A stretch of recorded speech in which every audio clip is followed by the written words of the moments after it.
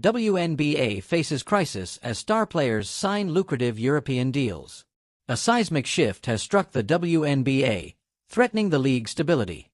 Three of its brightest stars, Sophie Cunningham, Caitlin Clark, and Lexie Hull, have reportedly signed massive European contracts, triggering what many see as an existential crisis for women's professional basketball in America.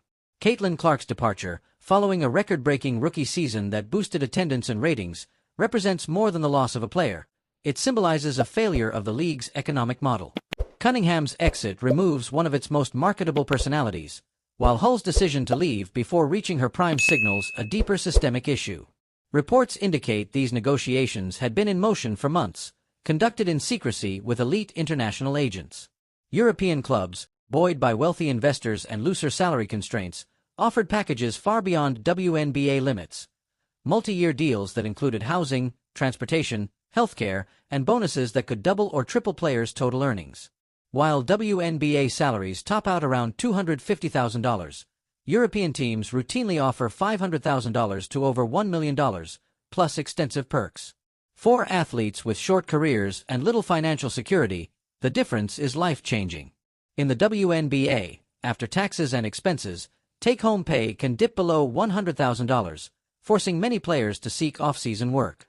In Europe, by contrast, players enjoy financial stability and career longevity. The WNBA's structural problems are no secret. Despite rising viewership and sponsorships, revenue distribution favors ownership. Salary caps restrict even well-funded teams from matching international offers. Dependence on the NBA for resources has created stability but also stifled the league's ability to innovate financially.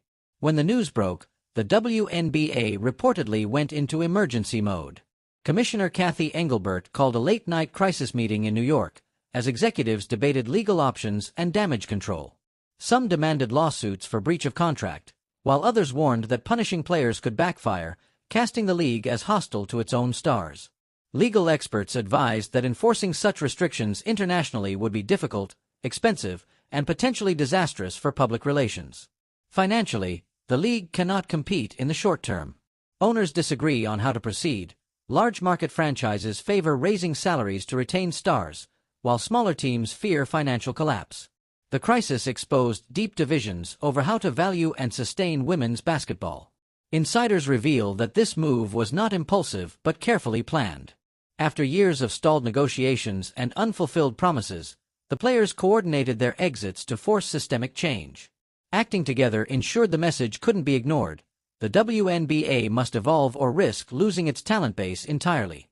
Their decision sparked both admiration and panic. Other players privately expressed support, and European clubs quickly began contacting additional WNBA stars.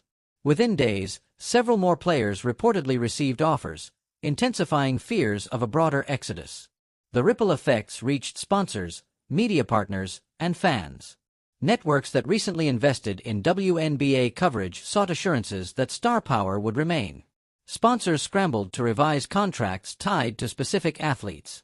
Social media erupted with speculation over who might leave next. This turning point forces the WNBA to confront the question it has long avoided. Can it create a sustainable model that compensates its athletes fairly? The departure of Clark, Cunningham, and Hull may ultimately be remembered not just as a crisis, but as a reckoning that reshaped the future of women's basketball.